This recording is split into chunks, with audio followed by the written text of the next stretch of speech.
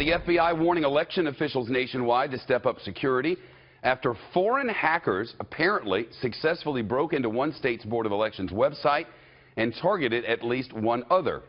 Sources now confirmed to Fox News that the FBI sent out an alert to law enforcement a little more than a week ago. They were just learning of it, warning about potential cyber attacks aimed at election systems. Yahoo News first obtained the alert, which reads in part, and I quote, "The FBI is requesting that states contact their Board of Elections and determine if any similar activity to their logs, both inbound and outbound, has been detected." Catherine Herridge with the news. She's live in Washington. Do we know what states were affected here, Catherine?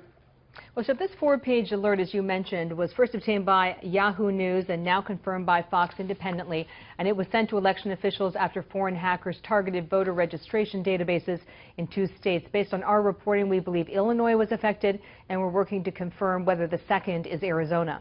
The FBI reports that 8 IP addresses, each a unique numeric code identifying an individual computer, used readily available software to scan the Board of Election websites for vulnerabilities. Then, after a successful breach, voter data was stolen. At least one IP address was used in both attacks, suggesting some level of coordination. The same threat prompted Homeland Security Secretary Jay Johnson to hold a conference call with state election officials in mid-August, offering federal experts to scan for additional weaknesses and shore up the voting systems.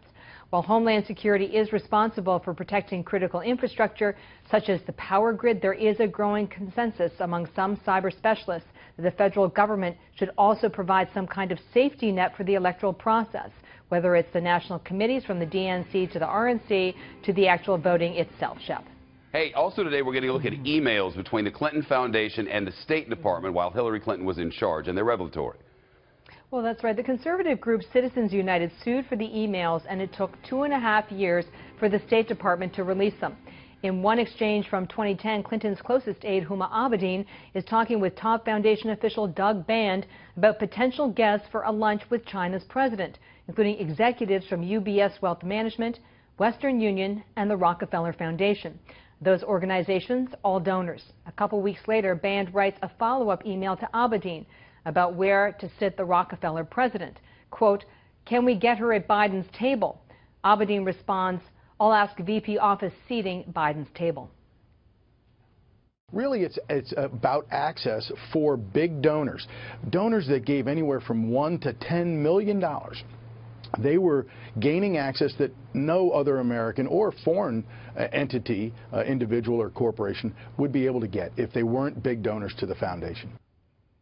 Well, the Clinton Foundation, the Clinton campaign, as well as the State Department see it quite differently. They insist that these are conservative groups that are determined to dredge up whatever they can in the last couple of months before the election. And they also make the point that no one can prove that any laws were broken here, and part of their job at the State Department is to do what they call relationship building, Shep. All right, Catherine Herridge in Washington for us. Catherine, thank you.